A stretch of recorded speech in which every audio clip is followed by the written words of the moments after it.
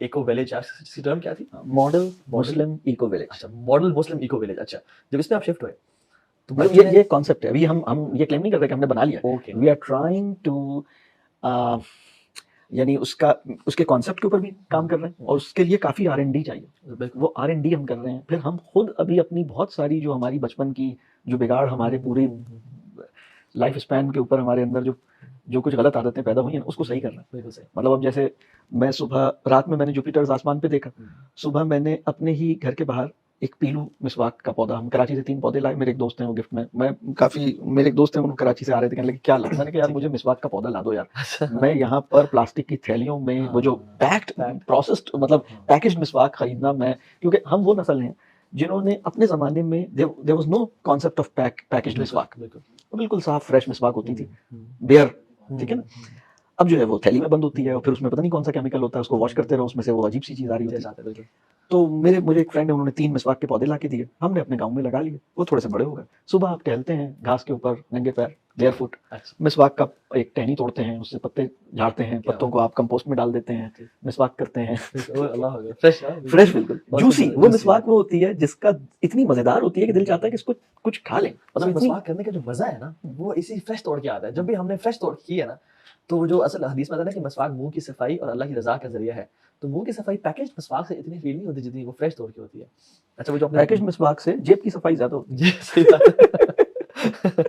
آپ نے ننگے پاؤں چلنے کی بات کی, میں حیران ہو گیا.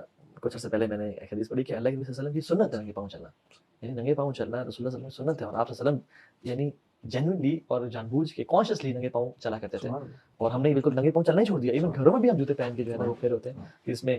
اچھا جوپیٹر کی آپ نے بات کی, ہم جب میں کو بتاتا ہم پھنڈر گئے اور ہم نے وہ سارا سر وہاں پہ جو نیکڈ آئی سے ستارے نظر آ رہے تھے رات کے ٹائم پہ. ہم نے کہا کہ یار یہ جو لائٹ چلی گئی تھی, جنریٹر آن کیا, ہم نے کہا بند کر دو یار. چھوٹا سا بون فائر ہم نے کیا ہوا تھا اور ہم آسمان کی طرف دیکھ لیں. سر دیر از ناٹ اے سنگل پیچ جہاں پہ ستارہ نہ ہو. It was full of. اور وہ قرآن کی آیت ہے نا کہ وزین السماء دنیا بزینت الکواکب, کہ ہمیں نا چھوٹے چھوٹے لیمپس سے آسمان کو سجا دیا. اسلام آباد میں پولوشن اور سب کے بعد ستارہ ایک چاند نظر آ رہا ہوتا ہے, ایک اور ستارہ وینس یا مارس اس کے ساتھ جو بڑا بڑا نظر آتا ہے, اس کے علاوہ ستارے نظر نہیں آ رہے ہوتے. اور وہ جو ایک ویو تھا نا کہ یار سبحان اللہ, جب صحابہ اپنے دور میں آسمان کو دیکھتے ہوں گے اور یا اس پولوشن سے پہلے اور لائٹ سے پہلے جب آسمان کا جو منظر ہوتا ہوگا تو یعنی ہر ذرے ذرے میں اس کی خالق کی جھلک نظر آتی ہوگی. تو یہ جو بڑا الحمدللہ آئی ایم ویری ہیپی کہ آپ یہ کہہ رہے ہیں. انشاءاللہ اللہ تعالیٰ ہم سب کو توفیق دے, انشاءاللہ میں وزٹ بھی کروں گا انشاءاللہ. یہ جو بیئر فٹ کا کانسیپٹ ہے نا, اس کو اگر ہم تھوڑا سا سمجھیں, رسول اللہ صلی اللہ علیہ وسلم کے تو اس وے میں بہت یعنی اس کے پیچھے جو حکمتیں ہوں گی اور اس کے پیچھے جو برکتیں اور خیر اور بینیفٹس اس کے اندر چھپے ہوئے ہوں گے وہ تو ہم سمجھ بھی نہیں سکتے, کیونکہ وہ تو اس میں یقیناً بہت سارے ہوں گے. ایک جب ہم غور کرتے ہیں اپنے طالب علمانہ ذہن سے تو مجھے یہ لگتا ہے کہ ہماری جو ضرورتیں ہیں نا, نیڈس, ان کے 3 لیولز ہیں. ایک ہے بالکل بیسک نیڈ, تو جوتا جو ہے وہ بیسک نیڈ میں نہیں شمار ہوتا. اس سے اوپر کی ایک اسٹیج ہے یا ایک کیٹیگری ہے جس کو میں کہتا ہوں فنکشنل نیڈس, اس میں جوتا شمار ہوتا ہے. آپ جا رہے ہیں ٹھیک ہے. اور ایک اس سے بھی اوپر کی ایک اور لیول ہے, وہ ہے ایستھیٹک نیڈس. اور قرآن کی ایک آیت بھی ہے غالباً سورہ اعراف کی, کہ کس نے انہیں کہا ہے کہ اپنے زینتیں اپنے اوپر مطلب حرام کر لیں, مطلب جو بیوٹی ہے ایستھیٹکس ہے اس کو اپنے لیے بالکل اس سے بالکل ہی چھوڑ دیں. یہ کس نے ان کو کہا ہے؟ مطلب رسول اللہ صلی اللہ علیہ وسلم جو خوشبو کو پسند کرتے تھے وہ بیسک فنڈامنٹل نیڈ بھی نہیں تھی, وہ فنکشنل نیڈ بھی نہیں تھی, وہ ایستھیٹک نیڈ تھی. اور رسول اللہ صلی اللہ علیہ وسلم کی زندگی میں ہمیں یہ ملتا ہے کہ رسول اللہ صلی اللہ علیہ وسلم اپنی زندگی کے اندر کسی بھی نیڈ کے اوپر ڈیپینڈنٹ نہیں تھے. مطلب وہ اپنے آپ کو بالکل ان سے فری کر کے بھی ایک مطلب بغیر کسی بستر کے بھی فرش پہ نماز بھی پڑھ سکتے ہیں, بیٹھ بھی سکتے ہیں, لیٹ بھی سکتے ہیں, سو بھی سکتے ہیں, اور پھر بستر پہ اور زمین پہ پھر کبھی کوئی رگ یا کوئی چیز بچھا بھی سکتے ہیں. تو یہ دونوں کنڈیشنز میں رسول اللہ صلی اللہ علیہ وسلم واز ایکولی فائن. ہمارے ساتھ ہوا یہ ہے کہ ہم نے اپنی وانٹس کو نیڈ سمجھ کے فالو کیا ہے, بلکہ ہم اپنی ہر وانٹ کو نیڈ مطلب جسٹیفائی کرتے ہیں کہ یہ ہماری نیڈ ہے بلکہ ہماری رائٹ ہے, اور ہم اس پہ ڈیپینڈنٹ ہیں. اور جب وہ ودرا ہوتی ہے تو ہم بڑے مشکل ہو جاتی ہے, کہتے ہیں کہ بیسک لائف گزارنا بڑا مشکل ہو جاتا ہے. ہم بالکل صحیح کہہ رہے ہیں, یعنی ڈیپینڈنسی نہیں ہونی چاہیے. تو ایون یہ جو آپ ننگے پیر جوتا چپل چھوڑ کے آپ چلتے ہیں, تو ایک تو اس کے پیچھے کانسیپٹ ہے گراؤنڈنگ کا, اور بہت اہم کانسیپٹ ہے. ہم خاک سے بنے ہیں اور ہمیں خاک میں جانا ہے, تو اس کے درمیان کا جو وقفہ ہے اس میں خاک سے جتنی بیزاری ہوگی اتنی ہی لائف اسٹائل گڑبڑ ہے. اور خاک سے جتنی قریب ہیں اتنی, یعنی آپ اسٹرگل کرتے ہیں دعویٰ کی, خاک آلود ہوتے ہیں, سبحان اللہ. بالکل آپ کی لائف اسٹائل اتنی سمپل ہے کہ آپ مٹی سے کھیل لیتے ہیں, مٹی کے ساتھ ٹچ کرتے ہیں, آپ کی باڈی مٹی کو ٹچ کرتی ہے, آپ بغیر چپل کے گھاس پہ یا فرش پہ چل لیتے ہیں, آپ کو کوئی ایشو نہیں ہے. مٹی اگر آپ کے کپڑوں پہ یا آپ کی باڈی پہ لگ جائے تو آپ کو کوئی مسئلہ نہیں ہے. رسول اللہ صلی اللہ علیہ وسلم کی امت کو 5 امتیازات ملے, اس میں سے ایک امتیاز مٹی سے متعلق ہے نا, کہ مٹی جو تھی وہ مطلب جو کام پانی سے پاکی کے لیے لیا جا رہا ہے, اور پانی جب پاک کرتا ہے, پانی جب پیوریفائی کرتا ہے تو ہمیں فیل ہوتا ہے کہ پانی پیوریفائی کر رہا ہے. لیکن مٹی جب رسول اللہ صلی اللہ علیہ وسلم نے فرمایا, اور اللہ کا فیصلہ تھا کہ بھائی تم مٹی کو بھی ہم وہی فضیلت دے رہے ہیں, یہ ایک طرح سے ایک مطلب میں اس پہ جب غور کرتا ہوں تو مجھے لگتا ہے کہ ہمیں ایک بہت انڈائریکٹ مینر میں ترغیب دی گئی کہ تم مٹی سے بیزاری مت کرنا, مٹی کی قدردانی تمہارے ساتھ ہونی چاہیے. مطلب تمہاری ساری فوڈ جو ہے, یعنی ہر طیب غذا جو ہے تمہاری مٹی سے نکل کے آ رہی ہے, ہر غیر طیب غذا تمہیں کارخانوں سے نکل کے مل رہی ہے. صحیح بات. تو مٹی کے ساتھ تمہاری مطلب ایک تو بہت ہی, اگر آپ پیدل چلتے ہیں, اگر آپ وہ ایک کہیں میں نے پڑھا کہ وہ مڈ باتھ ہوتا ہے, mid bath, there is a concept of mid bath, مطلب اور وہ بڑا ریلیکسنگ بھی ہوتا ہے, اور بڑا وہ ہیلتھ کے لیے اور سائیکالوجی کے لیے, اور یہ بینیفٹ اور وہ بینیفٹ. ایگزیکٹلی, بالکل بالکل. ایون جو گراؤنڈنگ کا کانسیپٹ آپ نے بتایا, جس میں ہم مٹی یا جتنا ہم ارتھ سے کلوز ہوتے ہیں اور زمین سے کلوز ہوتے ہیں, اتنا ہی ہمارے اندر جو گیما ریز ہیں اور جو کچھ ریز ہیں جو کہ ڈیولپ ہوتی ہیں through wifis and through signals, اور سارا اتنی زیادہ نیوٹرلائز ہوتی ہیں, اور زمین اس کو جو ہے نا وہ اپنے اندر جذب کرتی ہے. وہ جو آپ نے امتیاز بھی بتایا نا کہ اللہ کے نبی کو امتیاز دیا گیا, ایک اور امتیاز بھی اللہ کے نبی کو دیا گیا, جو علت کل ارض مسجد و طہورا, کہ پوری زمین کو نا مسجد اور پاک بنایا گیا. تو یعنی ہم کہیں بھی نماز پڑھ سکتے ہیں, بس وہاں پہ وہ جگہ نجس چیز نہ ہو.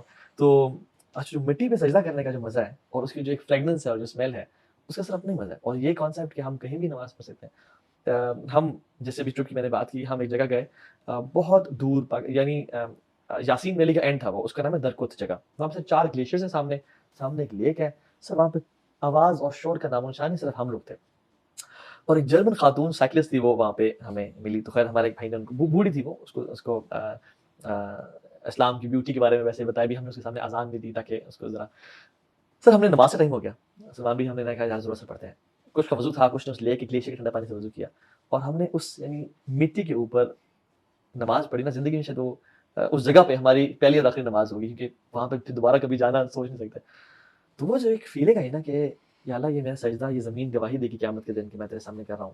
اور پھر وہ جو ایک را فیلنگ آئی, بڑا زبردست ایکسپیرینس تھا وہ. یعنی وہ ایکسپیرینس الفاظ میں میرے لیے بڑا مشکل ہو رہا ہے کہ میں وہ ایکسپلین کروں یا بتاؤں کہ وہ فیلنگ کیا تھی. کہ سامنے بڑے بڑے پہاڑ ہیں, گلیشیئر ہیں, شور شرابہ, ٹریفک, کوئی نہ کبھی چڑیا کی کوئی آواز آئی تھی, بلیک برڈس تھی وہاں پہ. تو وہ نماز مٹی سے مٹی کے اوپر پڑھنے کا ایک عجیب مزہ تھا. ہم نے خود کہا کہ یار کچھ بچھانا نہیں ہے اس کے اوپر, اس پہ ایسی نماز پڑھتے ہیں. تو بڑا اچھا.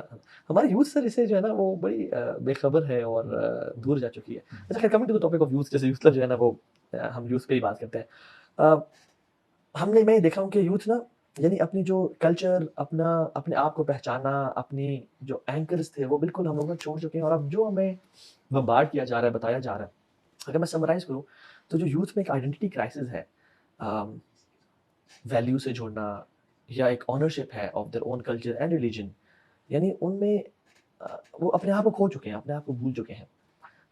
تو اس کی وجہ کیا لگتی ہے آپ کا بڑا ایکسپوجر ہے ایجوکیشن فیلڈ میں, آپ کا بہت بات ہوتی ہے یوتھ سے بھی اور all over the world. What do you think is the basic reason کہ یوتھ میں جو آئیڈینٹی کرائسس آ چکا ہے آج کل, اور وہ ایک ویلیو سے ڈیٹیچمنٹ, اور بس کوئی بھی چیز جو دے دی جائے اور جو اینڈ ہو, اور ایک کلچر جو دا امیریکن ڈریم کا حصہ ہو اس کو اڈاپٹ کر لینا, کیا سمجھتے ہیں کہ اس کی کیا وجہ ہے؟ میرا یہ خیال ہے کہ ہم ایک ایسے ٹائم سے گزر رہے ہیں جس میں ڈسٹریکشنس بہت زیادہ ہیں, اور اوورلی ٹیمپٹ کیے جانے کے نقصانات سے ہمیں بے خبری ہے. ہمیں بالکل نہیں پتا کہ اگر ہمیں مستقل ٹیمپٹ کیا گیا تو میرا کیا بنے گا. میں نے ابھی پچھلے دنوں ایک اسٹڈی پڑھی, اور یہ اس میں بڑی دلچسپ بات مجھے پتہ لگی کہ 70s کے اندر ایک ایوریج امریکن 300 سے 500 ایڈورٹیزمنٹس ایک دن میں دیکھ رہا تھا. اوکے. اور اس وقت 3000 سے 5000 ایڈورٹیزمنٹس ایک دن میں دیکھتا ہے. بمبارڈمنٹ کی انتہا ہے. 3000 to 5000 ایڈورٹیزمنٹس ان جسٹ, اور 24 آورز ہم کہتے ہیں لیکن ایکچولی اس کو 15 آورز کہنا چاہیے, 16 آورز کہنا چاہیے, کیونکہ باقی ٹائم تو ہم سوتے ہیں. بالکل. تو اس کا مطلب ہے کہ 16 گھنٹوں میں ہم 4-5 ہزار اشتہارات ہمارے سامنے سے گزرتے ہیں. اور پھر اس نے کہا کہ جب ہم یہ کسی سے پوچھیں, اب جو اس میں بہت دلچسپ بات ہے وہ یہ, 50 سال پہلے اگر آپ کسی سے پوچھیں کہ آج آپ نے کوئی اشتہار دیکھا ہے, تو وہ بہت سارے اشتہارات کے بارے میں کہے گا کہ ہاں دیکھا ہے. اس وقت آپ کسی سے پوچھیں کہ آپ کو پتا ہے آج آپ نے اتنے 100 اتنے ہزار اشتہارات دیکھے ہیں پچھلے لاسٹ 48 آورز میں, تو وہ کہے گا کب.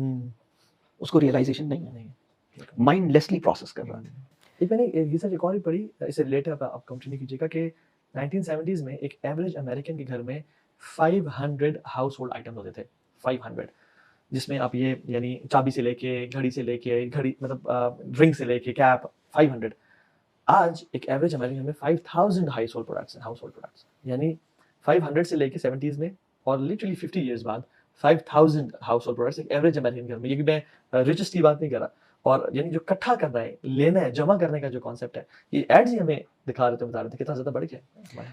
ہماری سوشل میڈیا کو تو ابھی 20 سال سے کم ہی ہوا ہے سوشل میڈیا پیدا ہوئے, اور آپ جب یوتھ کی بات کر رہے ہیں تو ہم شاید ان بچوں کی بات کر رہے ہیں جنہوں نے سوشل میڈیا پیدا ہونے کے بعد مطلب یا اس کے اندر آنکھ کھولی ہے, جو سوشل میڈیا ورلڈ کے نیٹیوز ہیں.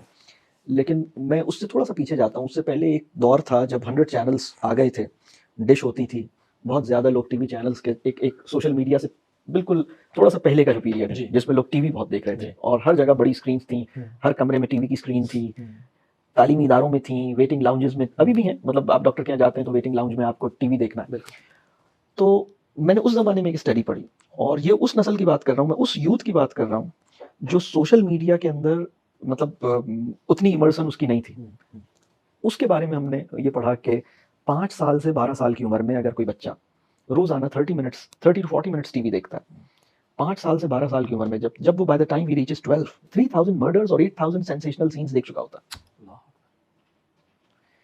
تو جو بے حسی پیدا ہوتی ہے, دیکھیں انسان کو خدا نے ایسا بنایا ہے, اس وقت ہم گلوبلائزیشن کا ایک چونکہ دور ہے نا, اور ایک ساری فورسز گلوبلائزیشن کے لیے اکسا رہی ہیں, لیکن دین کے کانٹیکسٹ میں لوکلائزیشن گلوبلائزیشن سے زیادہ اہم ہے. لوکلائزیشن کیا ہے؟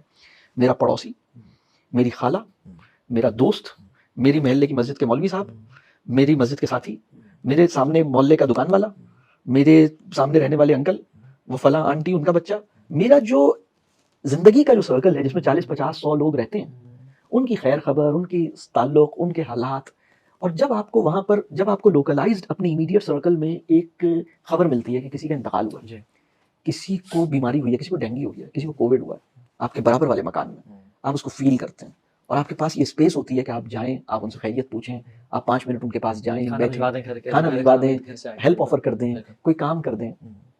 لیکن جب آپ ایک ان نیچرل مینر میں موراکو سے لے کے اور جناب بخارا تک, اور ایک کونے سے دوسری دنیا 8 بلین انسانوں کا ڈیٹا آپ کو ٹھکا ٹھکا رہا ہو, یہاں اتنے مر گئے, یہاں ٹرین کا حادثہ ہو گیا, یہاں جہاز کریش ہو گیا, یہاں سیلاب آ گیا, یہاں وہ آ گیا, اور آپ نے ایک نیوز, آپ نے 5 منٹ نیوز چینل دیکھا, اور اس 5 منٹ میں آپ کو 3-4 ہزار لوگوں کے مرنے کی اطلاع ملی تھی, آپ کو اتنے کڈنیپس پتہ لگے تھے, آپ کو اتنے بچیوں کے ساتھ زیادتی کے کیسز پتہ لگے تھے, آپ کو اتنی خطرناک ڈیٹا, اور آپ نے ایسے مزے سے یوں کر کے کیا, اور ویری نیکسٹ منٹ آپ نے کہا بھائی کیا کرنا ہے, اور یہ ایک ریگولر آپ کر رہے ہیں. سر آپ نے بڑی زبردست بات کی, لوکلائزیشن کا جو کانسیپٹ ہے, ہمیں اپنے پڑوسی کا تو نہیں پتا ہوتا کہ اس کی حالت کیسی ہے, لیکن ہمیں 7 سمندر پار ایک جو ہمارا مینٹورس ہے, یا جو ہمارا ایک جو انفلوئنسر ہے سوشل میڈیا, اس کا ہمیں پتہ ہے کہ فلاں شخص وہ بیمار ہو گیا ہے, یا فلاں کی زندگی میں سے کیا چیز پرچیز کی ہے, کون سی گاڑی اس نے خریدی ہے, اس کے بارے میں وی آر تھنکنگ, اور ہم اس کو اسٹوریز کو فالو کر رہے ہوتے ہیں. لیکن ہمارا پڑوسی ہے یا 2-4 گھر دور ہے, وہ شاید اسے گھر میں رات تک کھانا نہیں ہے, یا کوئی بچہ بیمار ہو گیا اس کا, یا گر کے والدہ کی ٹانگ ٹوٹ گئی ہے, ہمیں اس کا بالکل کوئی آئیڈیا نہیں. بالکل نہیں.